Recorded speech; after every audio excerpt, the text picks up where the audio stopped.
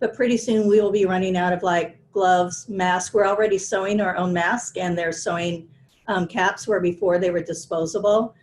We have limited our hospital to only people who are working here, so staff and the fourth-year students that are here, and veterinarians. What we do is the clients phone from the parking lot when they're here. We send a staff member out to go get them. We bring, or get their pet.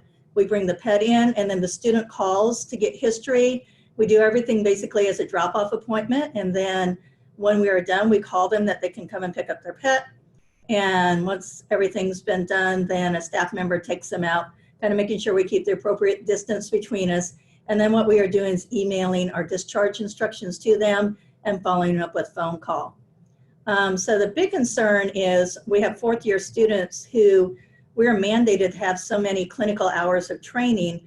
So trying to get that done with a reduced number of animals to see, because we are on emergency and urgent cases only at this point in time, as most veterinary hospitals are now at.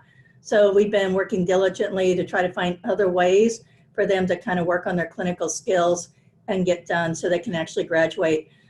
Many veterinary hospitals, the teaching hospitals, some have actually closed, totally shut down.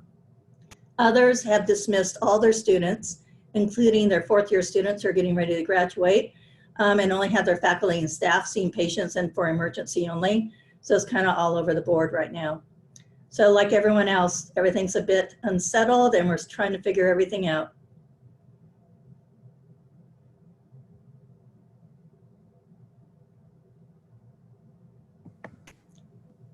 And I'll go back and let Martha take over and greet the other people who are in.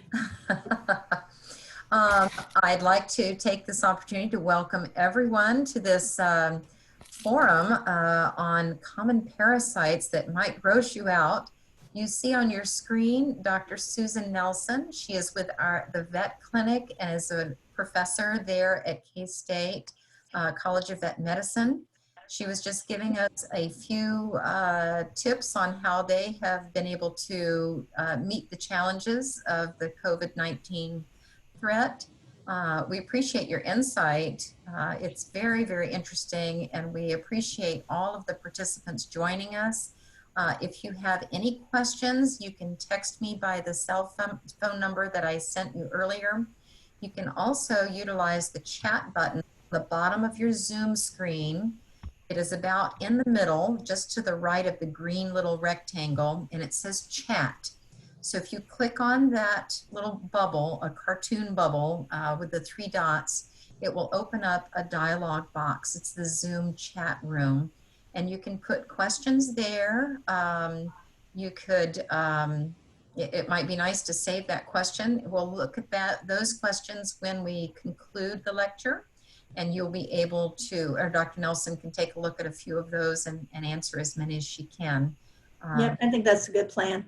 Okay, well, thank you. We welcome you, Dr. Nelson, and we look forward to your PowerPoint now. All right, well, let's see if I can get that up and get that going for us, and hopefully it will work, right? That's what we all hope. Okay, all right, like she said, this is a common internal and external parasites that just might gross you out. I actually love this lecture because I like parasites. So why are we going to discuss this to begin with? Parasites have a potential to cause life-threatening diseases, not only for our pets, but also for us. Some of these are known as zoonotic diseases, meaning they can be passed back and forth between people and animals. And then the other thing, parasites are big business. It is a billion-dollar business that's out there. So a lot of money is made on like flea and tick control. So today we're going to discuss some internal parasites. So we're going to look at about 7 of those or so. And then we're going to look at some external parasites. And we got a few more of those that we're going to talk about. Is the videos and things that might gross you out a little bit more in the picture. So look away if you don't like it, because there is gross stuff that's going to be shown on this. It's what we deal with every day. As veterinarians, we kind of live for this stuff, but some of you may not have the same opinion about that. Okay, so the first parasite we're going to talk about is one of our internal parasites, roundworms. They're also known as ascarids, toxicaris, a fancy name for it. They affect both dogs and cats. So in this talk, we're pretty much just talking about dogs and cats. So some of the roundworms infect only dogs, some only cats, and then some do cross those species. So how do we get them? And this, you might want to pay attention to this one. So we have to ingest what's called a larvated egg. So there's a little larva inside that egg. Where do we find those eggs? In the environment. So like sandboxes are really common places. Cats like to use those for litter boxes, the soil in general.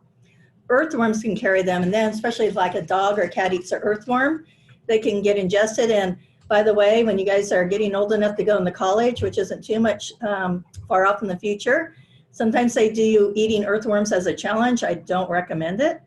Ingestion of vertebrate hosts, so things like mice that are carrying those eggs.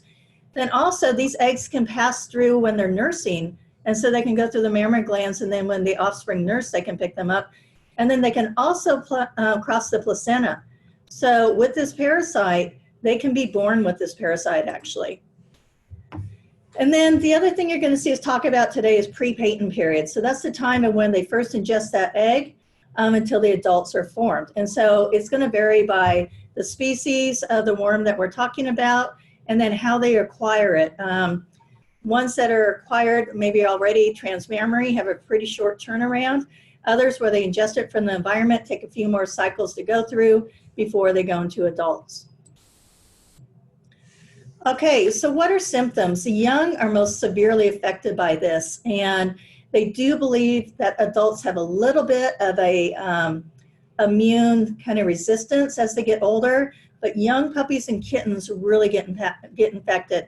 We can get vomiting, diarrhea, they'll have a bloated belly. We'll show a picture of this in a moment. They can get impaction of their intestinal tract. If you look at this picture down here, that's a lot of worms in there, and they actually act as a foreign body. They can be unthrifty, failure to thrive. They can also cause pneumonia because these can migrate through the lungs on their way to the intestinal tract.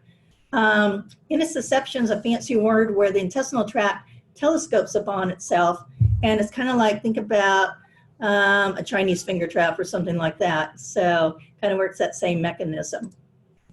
So what's the prevalence? Up to 30% of the population, and the younger the population you're talking about, the higher that percentage is going to be. So we assume that all young puppies and kittens are infected because we know they can get this through nursing and through the placenta.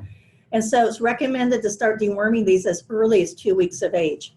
And we talked about there is some age-related resistance. So we do have a lot of treatments. There's oral medications, there's topical, there's even some injectables that aren't used much. Oral and topical are by far the most common. And is it zoonotic? Yes, people can get these as well. So here's a couple of examples. There's two kind of conditions that can cause visceral larval migrans, which means it goes through lungs, or through organs, and the lungs are the most common one. And so in this one, it's causing pneumonia in this person. They have little nodules that are in their lungs that are showing up. And then ocular larval migrans is where the worm actually gets into the eye. And kids are at very high risk for this. In Southeast United States, where the temperatures stay warmer longer, there's a lot of these parasites around, and they have a fairly high incidence of kids getting this, to the point where it can destroy the eye enough, like this little kid is blind in this eye due to a roundworm parasite. And also visceral larval migrans, that can kind of go through the skin on its way to the eyes as well. So roundworms, this is a classic. When we say a puppy looks like it's got a wormy belly, this guy is it. And this was one of our patients from several years ago. You can kind of see his ribs sticking out. So he looks kind of skinny in that respect. And yet he's got this bloated belly. And this guy did have a whole bunch of roundworms. This is what the eggs look like under the microscope. They're kind of pretty. They're kind of cool to look at. Again, another intestinal tract that has these worms. So this one's not all the way cut open, so you can see how these are impacting in there. This one was just from a few months ago. An owner sent me a picture of this one in the middle, and said, hey, Dr. Nelson, what is this? My cat just passed this in the stool, and that's a roundworm as well. And she actually was kind of smart and put a toothpick by it for a little bit of perspective on there. Okay, so this is a question for you, and I don't know how we're going to do this. This works better live. But how many eggs can one female roundworm lay in one day? Martha, I don't know if you want them to send that to you or just unmute real quickly and shout out some numbers.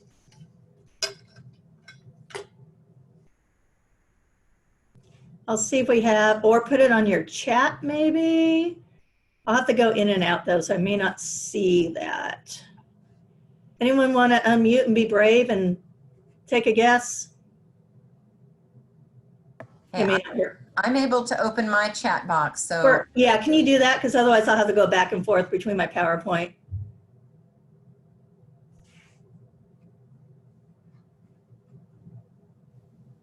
Let me know if you have any numbers, and then we'll go on.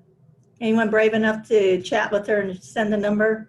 Yes, Kaylin says 500, Melanie says 20, Cindy says 150, Madeline says 100, Sophia says 100 to 300. I can get on that. Look at that. Ken Bilderbach has 150,000, and Gigi Lofredo says 10,000. All right, well, here, I'll give you the answer. 85,000 to 200,000 eggs per day. This is a really cool picture that came from one of our parasitologists here. And this is a picture of a roundworm, and these are all the eggs in it. So you can see how our environment can get contaminated really quickly with these eggs. Good guesses. All right, so now we're going to move on to hookworms. Hookworms are also an intestinal parasite, and they're called hookworms because they actually have these little hook-like things. I'll just call it on their mouth parts, because they attach to the intestinal wall and they literally suck blood from the intestines. So again, some hookworms affect only cats and dogs, others do both. So how do they get this? Again, you have to ingest the infective larva for the most part. They're in the environment. Cockroaches are carrying the larva. Again, mice that might be having the dormant larva. These can pass through milk, not through the placenta, but they can pass through milk. And then skin penetration, we'll have some pictures of that in a moment. Their pre-patent period's a little bit shorter, so it's only 2 to 3 weeks for the most part. So when we're deworming puppies, young puppies and kittens, we're deworming them every 2 weeks. Now it can be delayed up to 28 days, but it can be as short as 2 weeks. So again, the young are most severely affected. We see anemia, really dark tarry stools, that's from the blood passing into the stool, diarrhea. Emaciated just means they're really skinny. We also see dermatitis because it can affect their skin, pneumonia, unthriftiness, death. So again, the prevalence is up to 36% of the population with this, and most puppies and kittens are presumed to be infected. And we have many options for treatment, again, oral and topical. With this parasite, especially in the racing greyhounds, we're seeing resistant strains, and some of these are not responding to any of our medications, which is a little scary. Is it zoonotic? Yes, it is. So here it is in a puppy. Actually, this was probably, I think this was a racing greyhound that they had come in that came up for a postmortem exam. You can see what it does to the inside of the intestinal tract. It's all bloody and hemorrhagic. And again, this is from one of our parasitologists. Again, their photo, you can see those little kind of tooth-like things on there. This is what it does in people. This is called cutaneous larval migrans. So the larvated, so these are ones not in eggs, they've already larvated out and they're in the soil, can actually penetrate the skin, and they leave that little track as they're migrating through the skin. So this person was probably walking through soil barefoot. Well, make you never want to do that again. We see this a lot on beaches in southern, like in Florida, where it stays warm. These eggs will die in the cold. So right now you can walk out barefoot and be okay. But in the warm weather, they stay around for a long time. This person was probably laying on their belly at some point in the soil. And then gardeners, things like that. This one has a little mark around the finger. All right, here we go again. How many eggs can hookworms lay per day? All right, guys, I'm encouraging you to use your chat box, and let's see what some numbers are.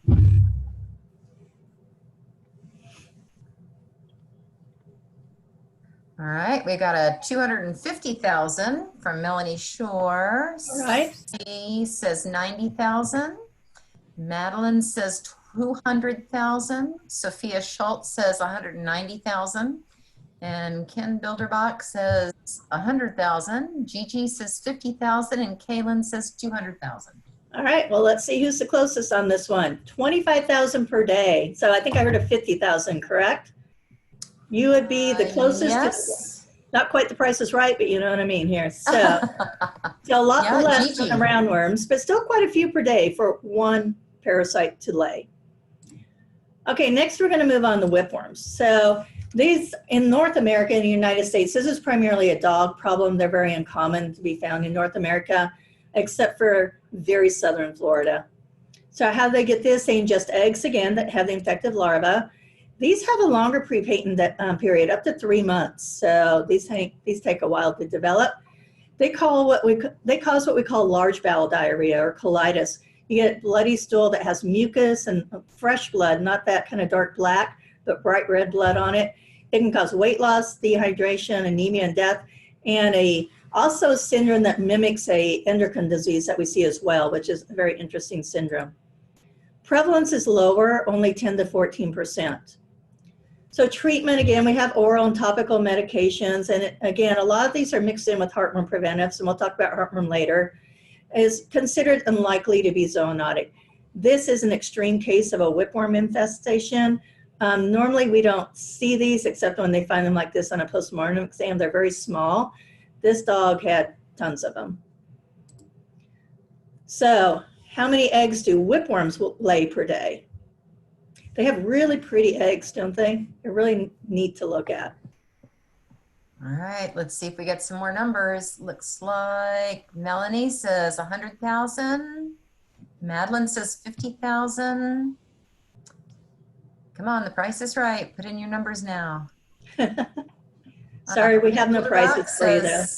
150,000 from Ken Bilderbach. Sophia Schultz says 500,000. Kaylin says 50,000. All right, let's bring up a number. 2,000 per day, and it's intermittently. So these can cause some serious disease in our dogs, and yet they can be really difficult for us to find sometimes because they shed intermittently and in low numbers. So if we're really trying to prove a case of this, they recommend running 3 days worth of fecals in a row. Okay, now we're going to move on to tapeworms. Tapeworms include many species and one called Echinococcus, which we'll talk about last. So how do they get them? They have to ingest a cyst from what's called an intermediate host. So they can't pass them directly to each other, at least the more common ones. They have to eat something else carrying that, and that's called the intermediate host. So what are they? One species uses fleas as that intermediate host. Another species of tapeworms uses rodents, rabbits, things like that. Pre-patent periods is quick turnaround is 2 to 3 weeks, up to a couple months.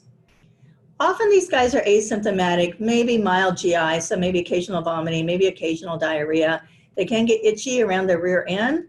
I'll talk about why here in a moment, and rarely impaction with it.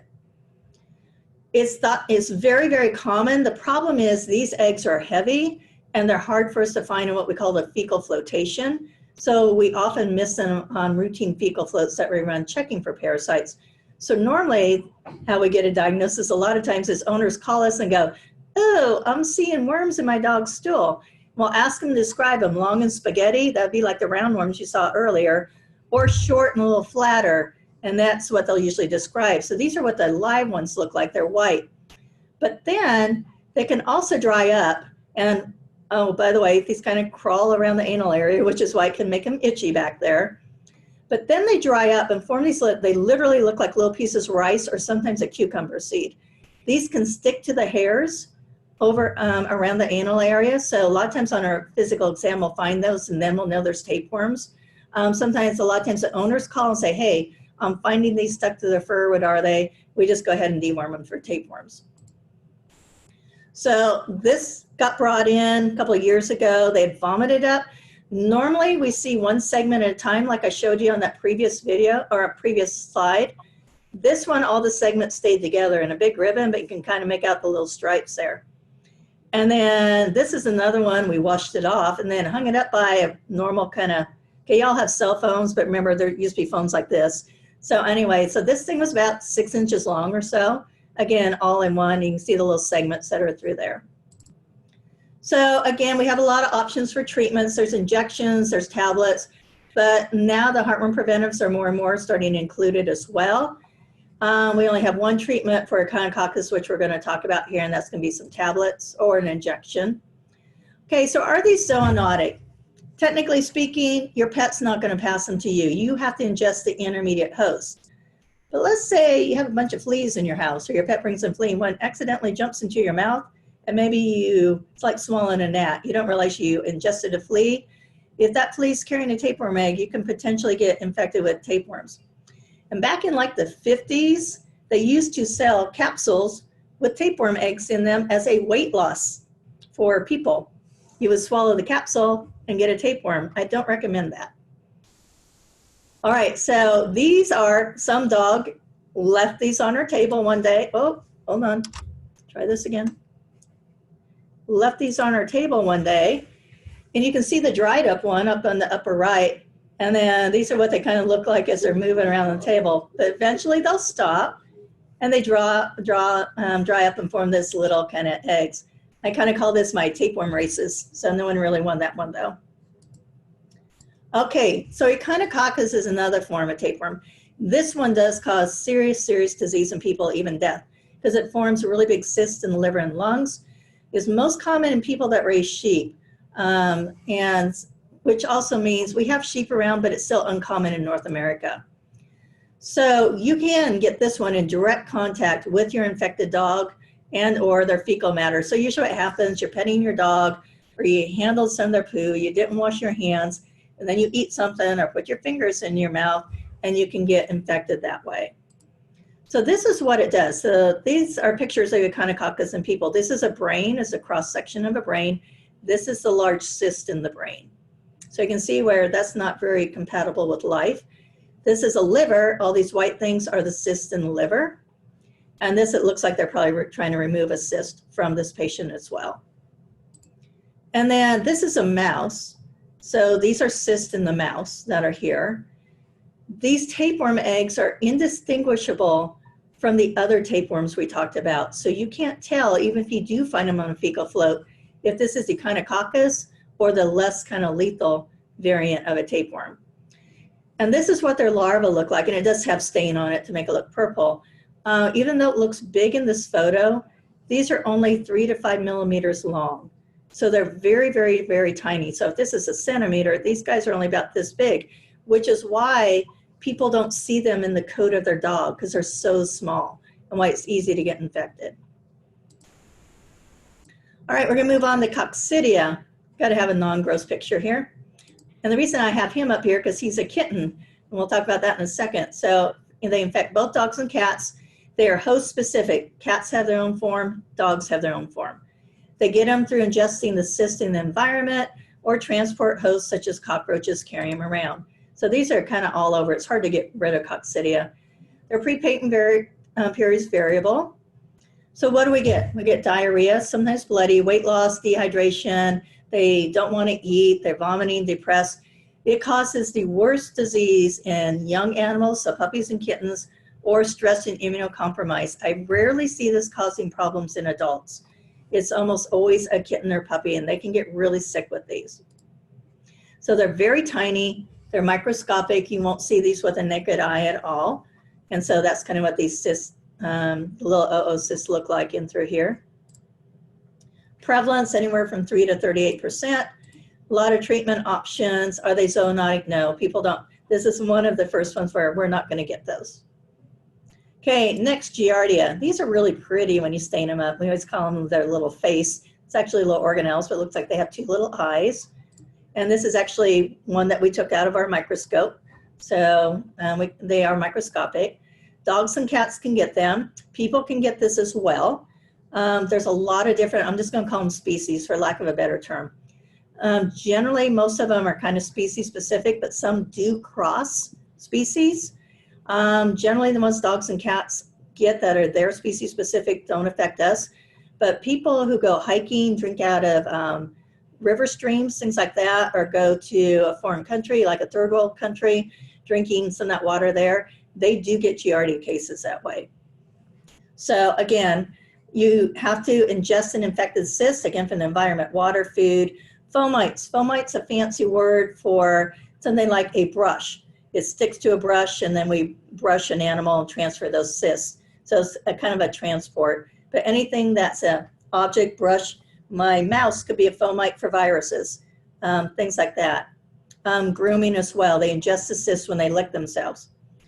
The pre-patent period is variable, so quicker turnaround is 3 days, up to 10 days. So what do we get? Diarrhea, weight loss, dehydration. Okay, malabsorption, maldigestion. This means literally the intestinal tract can't utilize the food, can't digest it normally, or it can't absorb the nutrients normally, because this is affecting the layers of the GI tract. Vomiting, or what we call poor doers. There's a regional difference, 10 to 15% of those. They just did a study, and this was in Kansas City. So this drug company who sells some parasite products went to the dog parks, and one of their lucky representatives got to go collect all the stool. And I think they had a 25 to 30% prevalence of Giardia in their samples. So it's very common. You know, dog parks are getting more and more common, so we see this. It's very easy for them to get this. There's a lot of treatments that we use. None are actually approved in the United States, but we use them what's called off-label. There again, we talked about, yes, maybe from your pets, but it's very, very rare. You still want to practice good hygiene. With anything, you want to always wash your hands after petting your pet, picking up their waste products, dealing with their food, water bowls. You should always wash your hands afterwards. So this is, again, off of one of our microscopes. That's what the cyst looks like. All these little things are bacteria. So relatively speaking, that's how big the cyst is. These small purple things are bacteria. Again, this is one what we call the trophozoites. This is another form. And that one's stained, and we put some color stain on it. This is what they look like unstained. You can still kind of see those little kind of organelles in there. Okay, so there are different guidelines that are recommended to try to limit the spread of intestinal parasites, both to our pets and to us. So puppies and kittens, they ought to be routinely dewormed for especially roundworms and hookworms, starting at 2 weeks of age, so they're up, and we do this every 2 weeks till they're 8 weeks of age, and then they're should be placed on a monthly product that helps, that has some effect against these parasites. Cats and dogs should be kept on a broad spectrum monthly deworming product. Most of these still have to be monthly. A lot of these are what are called heartworm preventives. So we're going to talk about heartworm in a moment.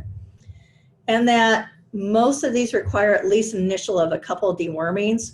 We recommend fecals on puppies and kittens, up to at least 4 times, 4 negative fecals in that first year of life, and then 1 to 2 times during the adult life. They may have these more frequently if we actually diagnose parasites and need to make sure we're getting them cleared.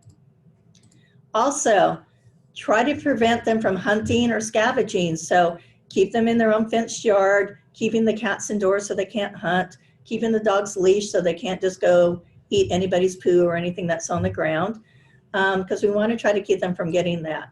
Also, making sure we're being good stewards and we're picking up our dog's waste when we take them to the dog parks or our yard, cleaning out the litter boxes every day. Some of these parasites, because I can't discuss all of them today, some of these parasites are infected to people within 24 hours can become infective. So in a litter box, so we need to keep those scooped out on a daily matter. And then enforcing leash laws. There are some places in the cities that now can do DNA testing on dog poop and find out what dog it belongs to in that apartment building, and then they fine the owner for not picking up their poo. So know that that is a real thing they can do. Okay, heartworm is another internal parasite. It's just not in the intestines. It lives in the heart. And one of our parasitologists sent us this. So this is not only, this is a heart that's kind of cut open. These are all the heartworms inside of it. So it can affect both dogs and cats, but dogs are the preferred host and the ones that get the most clinical signs. How do they get it? These are from mosquitoes that carry the infective larva or the baby forms. Pre-patent period from the time that mosquito bites them until it turns into, and gives them a microscopic larva until it turns into an adult is 6 to 7 months. Symptoms are, a big one is coughing, weight loss, exercise intolerance, respiratory distress and collapse. They can get a big belly because they start getting fluid accumulation. Vomiting and neurologic symptoms are a little more common in the cats because they don't like to live in cats. They sometimes go to other areas besides the heart to live. Regional differences. I'm going to show you some maps in a moment, but the Southeast and the Mississippi River Valley by far have the highest prevalence, but we see a fair number in Kansas as well.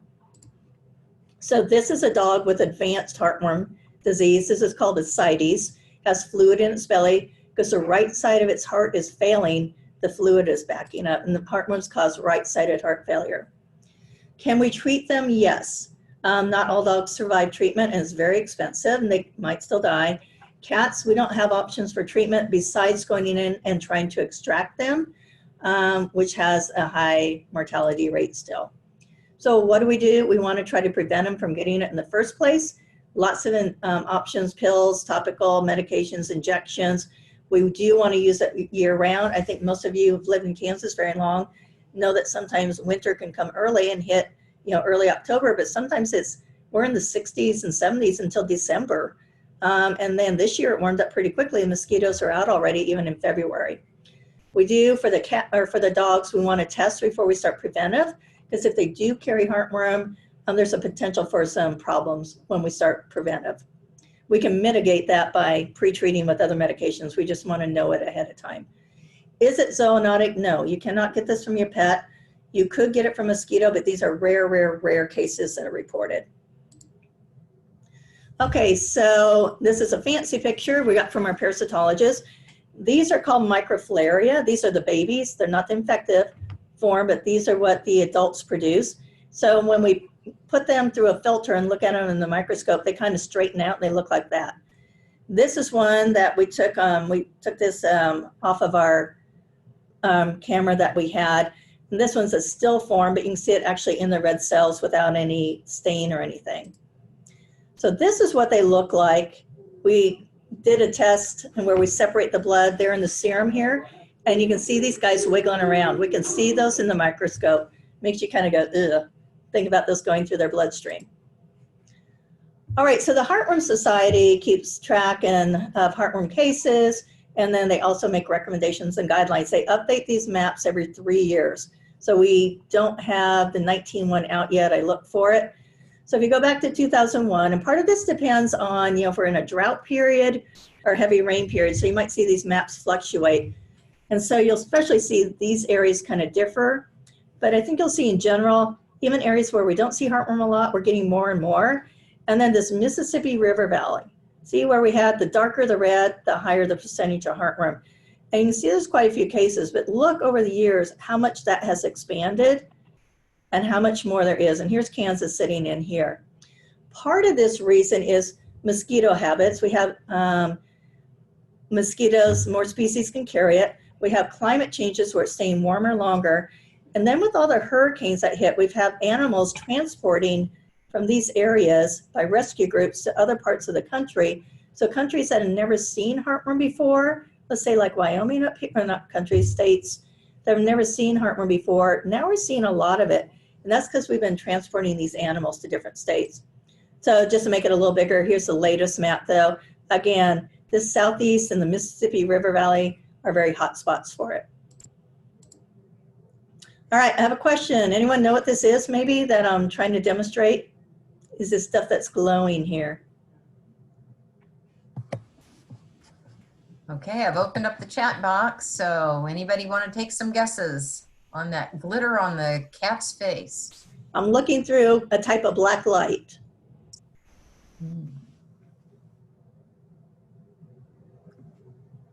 No guesses yet. Oh, Melanie says germs. Cindy says germs, question mark.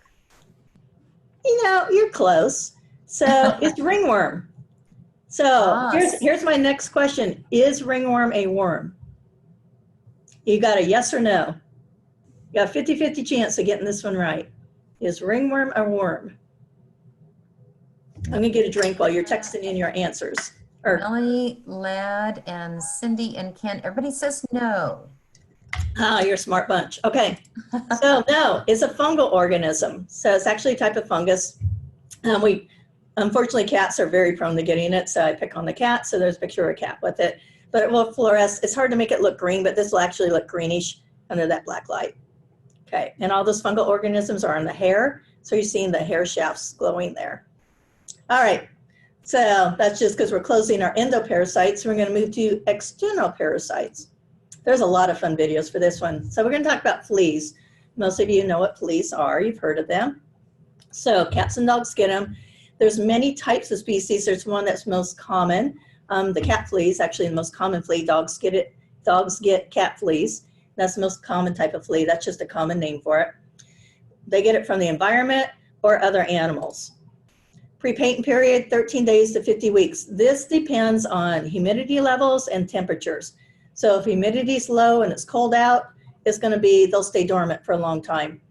But in prime conditions, let's say July, where it's hot and it's humid, 13 days. Okay, symptoms, itching, hair loss, skin infection, anemia, and death. These guys suck blood. And they can cause caries or other diseases we talked about earlier. Fleas are a carrier of one form of tapeworm. They're widespread. Where you're not going to find them is where humidity levels are less than 50%. They'll be very low prevalence. They need humidity. So again, like Southeast United States, where it's humid, fleas are awful. Like Florida, big problem for fleas, where they do a lot of the flea studies. So I want to show you a couple things, because you might say, well, okay, fleas are fleas, right? But one of these is an adult and one of them is a juvenile. This is the adult. They have a little more translucent abdomen to them, and they're bigger, relatively speaking. This is a juvenile. They're going to look darker in color, and they're smaller. So it might not be apparent that one's smaller than the other here, but here's some trapped under some Scotch tape. Littler, bigger, littler, bigger. So we have a mix of the juvenile and the adults. The reason that's important for us to know, if people are using a flea product and telling me they're still seeing fleas, if they're seeing primarily adults or a mix of adults and babies, their flea product might not be working, or they have an overwhelming amount in the environment. But if all I see are these immature ones, that actually means the product's working, because it is killing them before they have time to become adults. That just tells me they have a whole bunch of them in their environment that keep hatching out every day. So it's kind of nice for us to know if they're actually adults or immature. Okay, this is flea poop on paper. It looks like a little piece of dirt.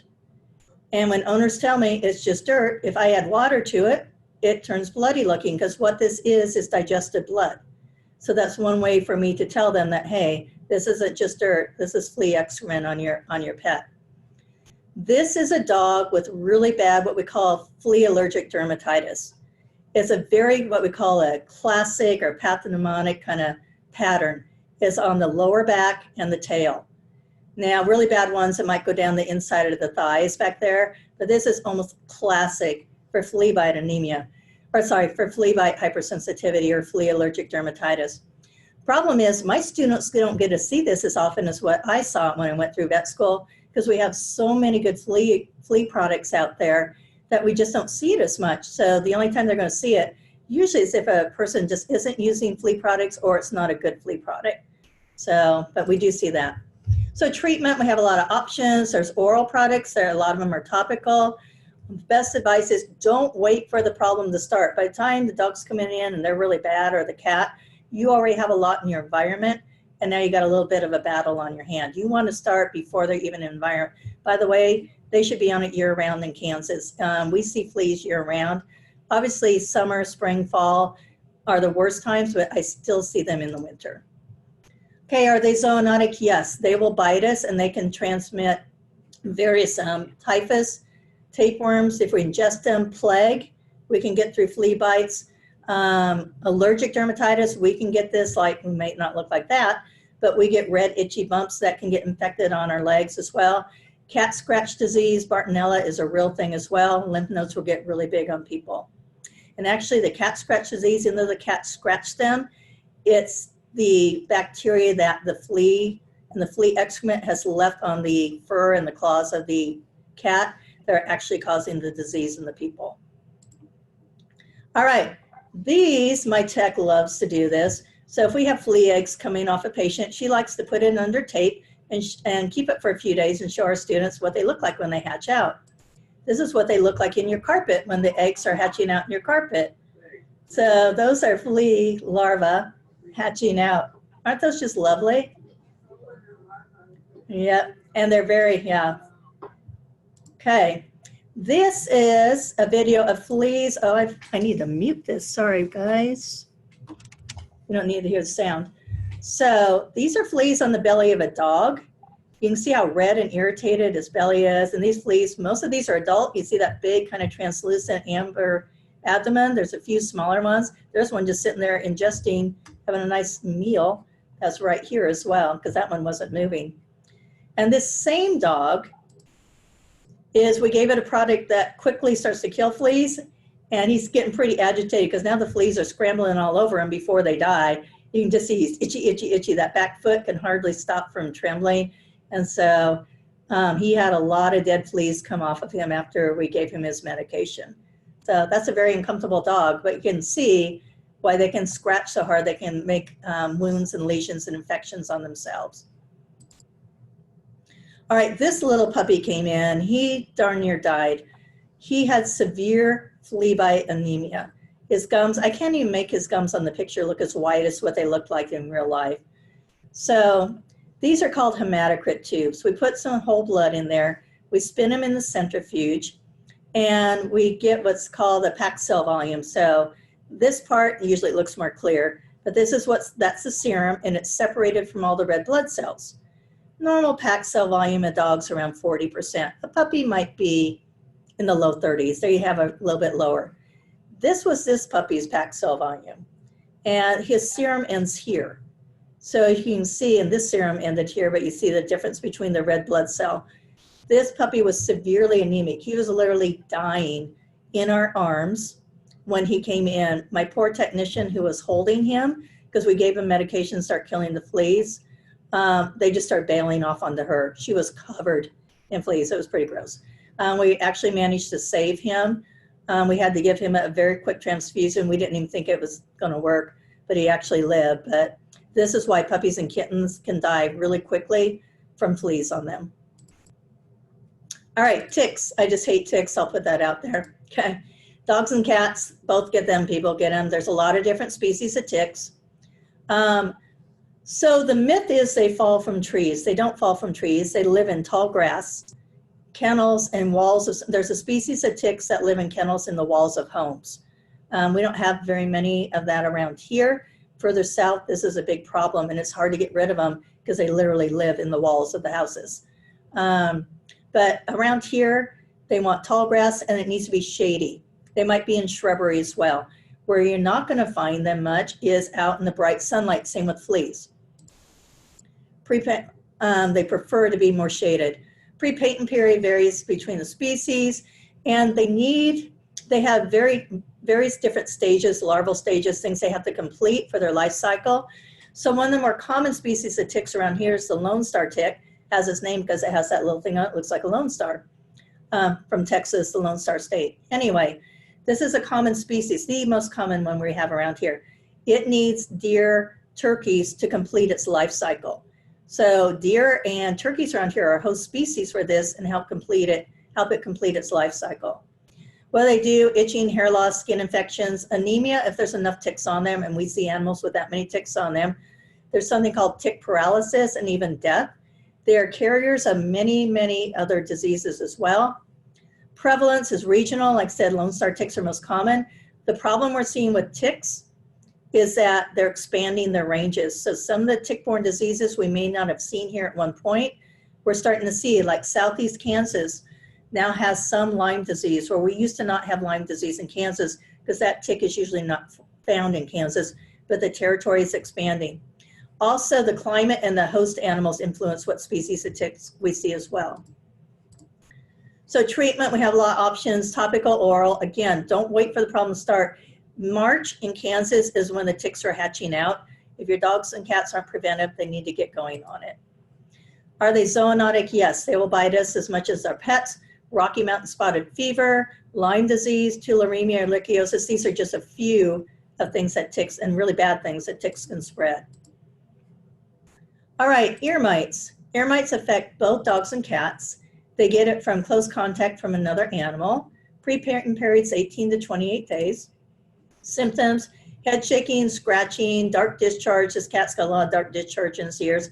Scabby skin, because it can also cause some reactions on the skin. Their preferred place to live is in the ears, but they can cause some lesions on the skin as well. They're very common, especially cats and kittens. We see them in dogs, but by far we see them in cats and kittens. This is a picture of the adults. These are all the eggs. So the eggs are pretty big, so we can see them under the microscope, which is low magnification. This cat had a bad reaction to her ear mites. You can see she scratched herself raw. It was a severe ear mite infestation. These are just some of the mites that came out of her. Treatment, we have a lot of options. There's topicals that go onto the skin, or some actually go in the ears. There's so much debris, we usually have to sedate them and flush out the ears. And a lot of times they get secondary, like she had a secondary bacterial infection as well. So we'll have to treat that too. Yeast is very common for secondary infections. So here are some live ear mites under the microscope. There was some researcher years ago who actually put ear mites in his ears just to see what would happen. He described it as very, very uncomfortable and heard kind of the noises of them crawling around. Eventually they died. So they're not zoonotic for people, but he was very uncomfortable for about 2 weeks. All right, lice. So this is a picture. We had 2 kittens come in, not this fall, but the previous fall. And all these little white things on the end are the nits, or the little eggs from the lice. They are species specific, so this kitten's lice wasn't going to infect us, but it can infect another cat. How they get it? Close contact, infected animal of the same species, or fomites. So just like people sharing caps, obviously the cats don't share caps, but sharing caps, brushes, things like that can spread lice. So especially sharing brushes, grooming utensils for animals can spread that. Pre-patent periods around 3 weeks. They're often symptomatic, being they're kind of itchy. Cats can develop heavy, I think I meant to say asymptomatic on there. I do believe that's a typo actually. Cats can get really bad infestations though, and they can get restlessness, itching, ruffled coat, sometimes some hair loss as well. So who does it affect? The very young, old, debilitated, unsanitary environments, colder weather. So just like people, we see this more in colder weather where everyone's crowding together. These 2 kittens actually came from a barn, were brought in as what we call Good Samaritan animals. And I'll show you a picture, but they're very unthrifty. We rarely see these if anyone's using any sort of flea preventive on them. So this is the kitten. It's kind of hard to tell how unthrifty it was. Underneath this fur was a pot belly, and really he was very bony. So he was very thin. It's hard to tell that under his fur. This is actually a picture of one of the louse that we picked off of him. We also found some of the eggs or the nits. So this is what those nits on the hair, you can kind of see the little white specks on it. This is what they look like under the microscope. You can actually see the little developing louse in there. And then this was, at the time we had some green table mats. So this was one of the eggs, the nits that came off. And this was a louse. So what one of the lice looked like when it was on the table. So treatment, again, many options. Most of our flea preventives will do that. And again, they're not zoonotic, they're species specific. And that's for all of our lice species. All right, cutaneous myiasis, fancy name for our maggots. So maggots come from flies. They'll lay their eggs, and usually they're putting them in areas where, unthrifty areas. We'll kind of show you some pictures. So the female fly usually lays her eggs on a festering wound or areas where there's like fecal or urine matter. So usually these are animals who can't take care of themselves very well, older debilitated ones, or have long hair and it's matted in their rear quarters because of urine and fecal matter. They lay their eggs there. In as little as 24 hours, those eggs hatch out into larvae. So these have a very distinctive smell. I can almost tell when they bring them in, it'll have maggots because there's a certain smell. You can see the larva. You might see the eggs on the hair. Sometimes the pets are depressed, lethargic, stop eating. So we see these in the warmer months. We have to have flies flying around to do this, and in moist environments. Again, they're consistently dirty, wounded, impaired mobility. Persistent skin allergies will increase the risk of that. What do? We have to physically remove these. These are really fun to do. The skin that's damaged, sometimes we have to remove the damaged tissue. This is a brand name of a product that is actually a flea product, but it actually kills the maggots as well, which is nice, and is a really safe product we can give them. It'll start killing those maggots within about 30 minutes. So animals that are susceptible, so old, weak, debilitated, things like that, should really be kept indoors. I'm going to show you a really gross video in a moment of the maggots. This is from an older dog whose owner was out of town. The person who was caring for it was very well-meaning. It was a nice summer day. They thought the dog would like to go outside and lay down for a while. This dog couldn't get up. She was paralyzed in the rear end. Had some matted hair from urine and stuff on her hind end. So this dog got brought in, and this is just a small portion of what came off from this dog. So anyway, most of this was around the rear quarters because that's where all the soiled fur was on it. So yeah, they're gross, very gross. All right, these are cool. We live for these. Anyone? I doubt you know what these are. We'll just go on so we can get through. These are called Cuterabra. This is also another type of maggot. And where they come from a certain type of fly. It's called the botfly or the Cuterabra species. So what's so cool about these? They form these little abscesses. So we'll see a swelling. But unlike a regular abscess that maybe hasn't ruptured yet, these always have a little hole because they have what we call a little blowhole in it because they need oxygen. So there's always a little hole. If we look in that hole, we'll see them moving around. So dogs and cats are actually accidental hosts. So how do they get these? These botflies like to lay their eggs around rabbit burrows. Now, cats like to hunt rabbits a lot and hang around their burrows. So the first stage maggot enters through the mouth, the eyes, any opening it can get to. It doesn't occur through skin penetration, so they either inhale it or something like that. Then it develops in third stage larva. Usually it stays under the skin, but it can migrate to the brain, spinal cord. There's been cases of that. Respiratory system, prepatents 3 to 6 weeks. We call this our world's smallest Cuterabra. This came from a 2-week-old kitten. This is a flea. Remember how small, this is greatly magnified. Remember how small fleas are? This wasn't hardly any bigger than a flea. We almost missed it. It was so tiny, but this kitten came in running a high fever, and it was a reaction to the Cuterabra. We thought it had some viral disease until we actually happened to find the scab and found that. So anyway, they form what's called a bot. So this will be called a bot under the skin, and they can cause neurologic respiratory symptoms, usually occur in warmer months. We have to be very careful to remove these. If we rupture them under the skin when we remove them, it can cause an anaphylactic shock reaction in the animal. Capstar will kill them. We found this out incidentally, but you still have to remove it. But it is a little easier to remove them when they're dead. Are they zoonotic? No, you're not going to get them from your pet, but there are cases of people getting these where they've acquired those first star kind of little maggots there. So this is this 2-week-old kitten. 2-week-old kittens are very, very small. They only weigh about ½ a pound. Keep that in mind. You're going to focus on this area. You can actually kind of see it there. Isn't the greatest because we have the light shining on it. But you can kind of see it moving in a minute and kind of wiggling and bubbling up around there. So that was the little Cuterabra. I'll tell you, us older people, we need a lot of magnification to get this thing out. It was so tiny, but it was very gratifying. And then she healed right up. Okay, Sarcoptic mange. Sarcoptic mange looks like this. They live under the skin. Dogs have their own form. Cats have a form as well. How they get it, interaction with other infected dogs or after a fomite again.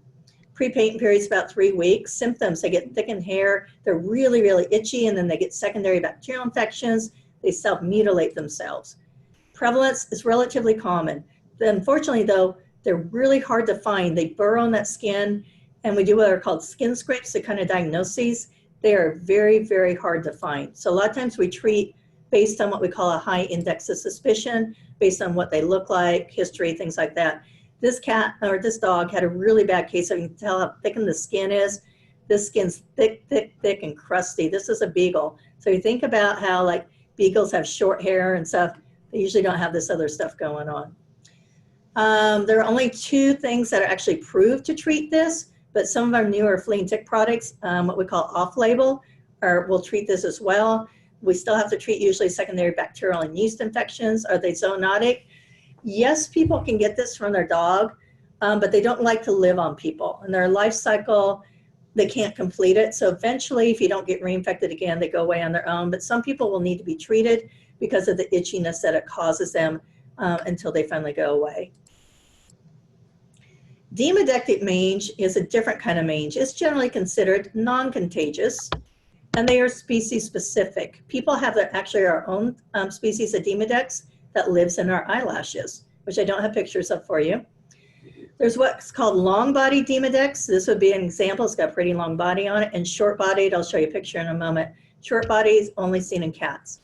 How acquired? Even though it's considered non-contagious, they think when puppies nurse off their mothers that that's how they get it. But the short-bodied form in cats is actually contagious and takes direct contact cat to cat. Pre-patent period, anywhere from about 3 to 4 weeks. So dogs usually get patchy hair loss, usually not infected, but they can get itchy red skin.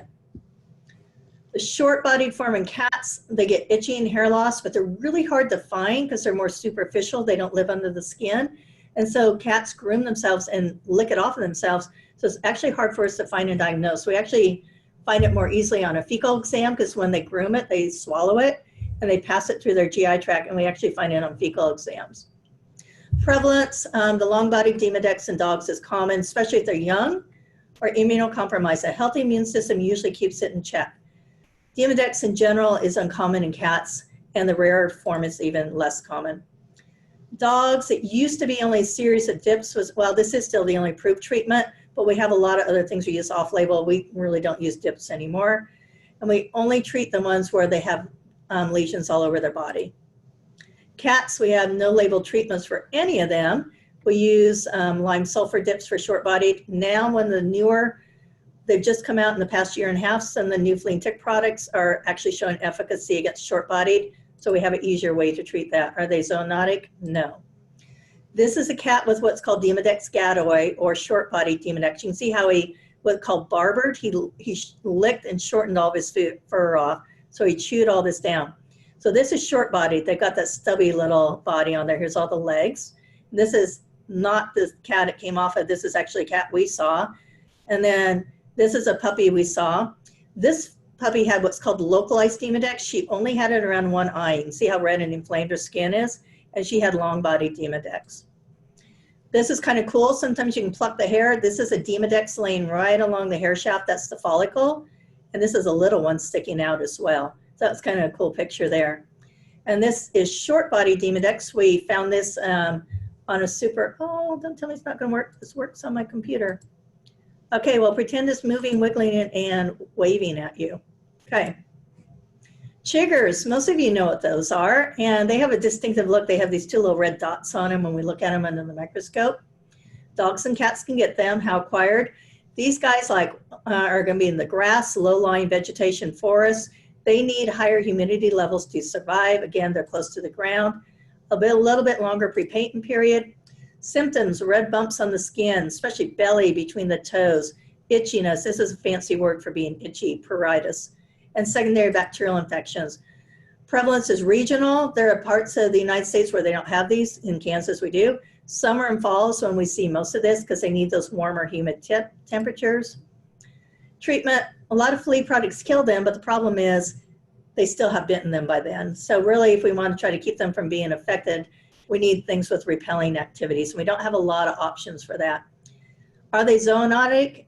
They won't give them to you, but you know, if you've ever had a chigger bite, people can get them. A lot of times they get big red welts, just like this one has. This is a cat that came in practice. Look, her belly looks just like this guy's leg does. So she came in for itching at her belly, and we actually found chiggers on our skin scrape for her.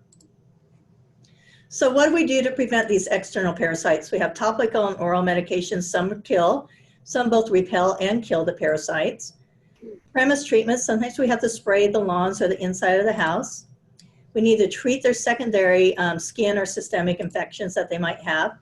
We need to try to keep them away from sources where infection can happen. Remember with the maggots, we should keep them inside where the flies aren't getting to them. And we need to keep them groomed, check them daily for parasites. We call what's called a hygienic clip for longer haired animals. We want to trim them around the rear end area so fecal matter is not adhering or urine.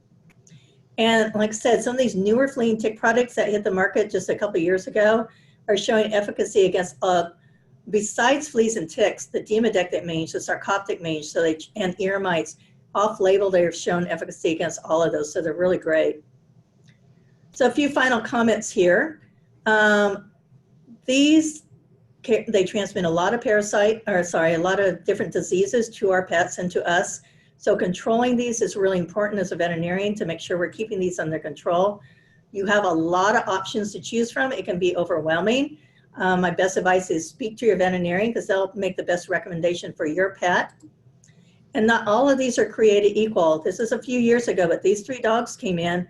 They bought an over-the-counter topical flea preventive, and it caused chemical burns on their body. These were all housemates. And these 2 were the same size, so they'd used kind of the same size of the product. This one had used a different size, but still the same product, and all 3 dogs it burned. So discuss these options with your vet, and they can help you select the most appropriate products. So it's getting close to supper time. So I'm gonna remind you, don't eat earthworms, especially when you go to college here, or fleas. Don't want to eat those either. And think about these parasites when you eat your spaghetti or your rice, okay? All right, so I am going to stop this and hopefully see some chat stuff here. All right, so we can go And I'm going to invite here. Everyone to put in a question. Uh-oh, Martha, I can't hear you. Oh, how about? Oh, I know why. Hold on. Try again. Okay. Yeah, so I invited everyone in the chat box to submit a question if they have one. And is there anyone who is not able to open the chat box so that you can do this? Do you need further instruction? There is a taskbar at the bottom of your Zoom window, and there is chat almost directly center in the middle of that. And it has 3 little dots. It looks like a cartoon balloon, and it says chat. And if you click on that, it should open up that chat rectangle on the right side of your screen. Oh, we've got ones from Sophia. Yeah, I see that. Yeah. Why So why are some types of worms, why do different types of worms make marks on the skin as they pass through? So yeah, those would be the hookworms we talked about. And as they're going through, that's the skin's inflammatory reaction to those worms. So that's inflammation of the skin that you're seeing. So it's kind of following the progress of those tracks as it migrates through the skin. It's a good question.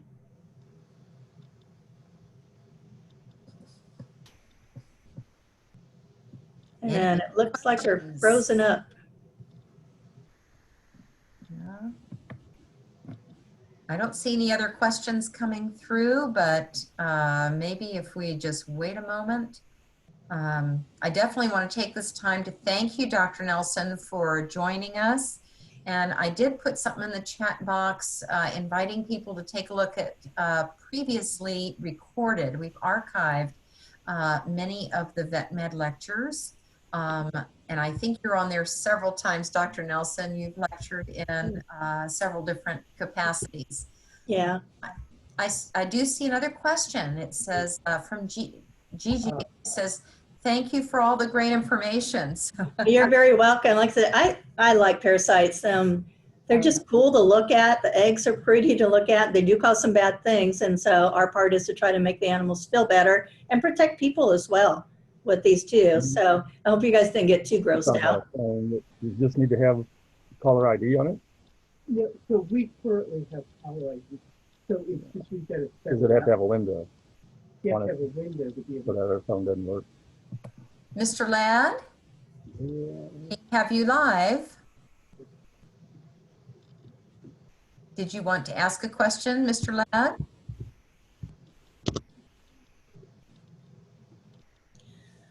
I see Sophia had another one on there. How old are most types of parasites when they reproduce? Again, when we talked about that pre-patent period, that's the time it takes from an egg or a larva to turn into an adult, and then at that adult time they can start reproducing. So for like whipworms, it's a 90-day period before they're old enough. For heartworms, it's 6 to 7 months before they grow up to be big enough to reproduce. So it really depends on that pre-patent period. Hookworms, as soon as 2 days, 2 weeks with those. So that's what the pre-patent period will kind of tell you there. And then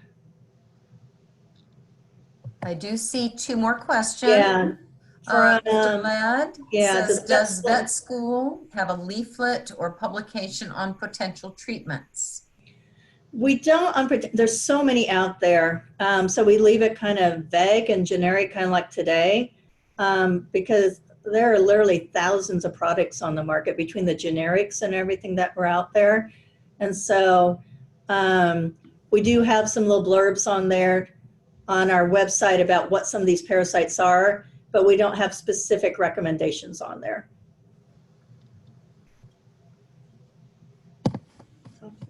So mainly it's up to you and your vet. Yep. Decide what's best. Because some of these we can't use like on pregnant dogs. Others have age limits. We can't use them on the puppies and kittens. So there's all sorts of things we need to look at when we're making a recommendation on what product to use.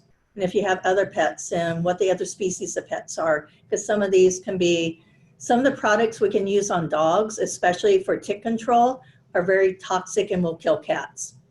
So if we have a cat who's very buddy-buddy with the dog and maybe grooms the dog, we really don't recommend using those products because potentially they can be toxic for the cat as well.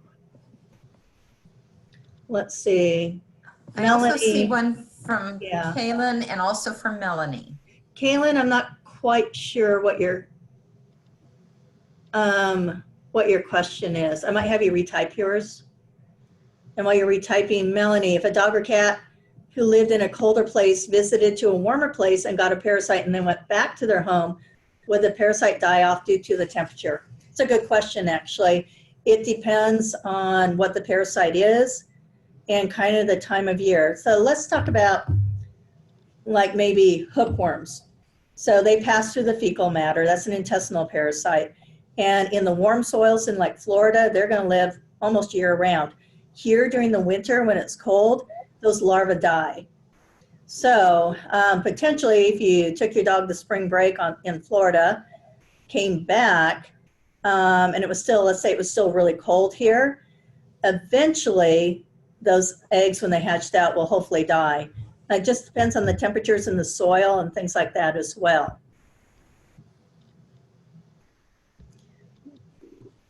Okay, so Caitlin's question is, are there dogs or cat breeds better than others in dealing with parasites? I guess in general, I would say no. It's easier to see these parasites in shorter coated animals. It's just easier to see the fleas. It's easier to see the ticks. Maybe I'll rephrase that. I'll make my answer kind of yes. It's easier to see them in shorter coated. Longer coated animals, it's harder to see them a lot of times. Plus you have to worry about the matting of the fur from fecal and urine. And so we do have more problems with those as far as that goes. There are some breeds, well, most of the parasites are equal opportunity as far as who they're going to bite and who they're going to infect. Some of the diseases they transmit, let's say like Ehrlichia, German Shepherd breeds as a breed sometimes have a little more of a problem with that versus some of the other breeds of dogs. All the breeds can kind of get exposed to it, but sometimes they develop what's called a more active infection. Let's see, and then Madeline has, are there types of parasites that are more aggressive or harder to get rid of? Would you deal with that through different treatments or medications? Yeah, we do. We run into what's called resistance. So we talked about the hookworms that for some of our dogs, none of our preventives or none of our dewormers are working for those. Most of them around here it still does. A big one we're actually dealing with is Giardia having resistance to the medications we're using now, especially if they come from a breeder or a pet store, because they've already had a lot of dewormings as prevention, but unfortunately that can lead to resistance as well. So that's more of a problem for us now. So yeah, sometimes we have to do different strategies to try to get rid of those. On the large animal side, here's what they do with horses, because we have had more resistant types of parasites. They actually do what are called fecal egg counts, and they're actually where I board my horse at is getting done today. She collected fecal samples and I'll be notified of what my horse has. And depending on how many eggs they're actually counting and seeing will depend on what we deworm them with and when we're going to deworm them. For the, for the small animal side, that's not as big of an issue. Ticks in general are tough parasites to kill. Our newer products that just came on the market are being a lot more effective, but they are hard ones to kill. So as a parasite, I need to take a quick drink. I'm sorry, guys. Okay, Sophia. If a dog loses hair on their lower body, we initially assume that it is an external parasite. That depends on the lower body, because we also see just allergies. So what we call atopic dermatitis, it's like hay fever allergies, present as itchy skin. Some of the dogs sneeze, where we sneeze a lot, get a runny nose. And our pets, they tend to get itchy skin from allergies to pollens and things. So it could be that. We see food allergies present as itchy skin as well. So we actually have to do some diagnostics to try to figure out what's causing the hair loss. Ringworm can cause hair loss. So what we have to teach our students is working through and starting to rule out what it's going to be. So we have to start doing some diagnostic tests like skin scrapings, things like that, to try to rule in or rule out some of these parasites. So no, I don't automatically assume it's a parasite, because allergies would be up there a lot for them as well. Anybody else? You guys have some good questions. These are great questions, but of course we've kind of run out of time. Yeah, sorry. Actually supposed to go from 3:30 to 4:30, and these are great questions. If you have other questions, please email me. I provided my email address in the chat box, and I can relay those questions to Dr. Nelson. And I want to again thank you for spending time with us, Dr. Nelson. It's really energizing to me to have this type of contact when we're in a social isolation threat. So yeah, and I'm glad you guys asked great questions. I'm glad you played along with the egg count game. I know that's hard to do on a Zoom kind of thing, but you did a good job. So thank you. That made it easier. You never know how technology is going to work. That's right. So thank you again, everyone, for participating, and thank you, Dr. Nelson, for providing us with such an entertaining hour. All right, you're very welcome. Y'all stay safe and well, okay? All right, thank you. Yep. Bye. Bye-bye.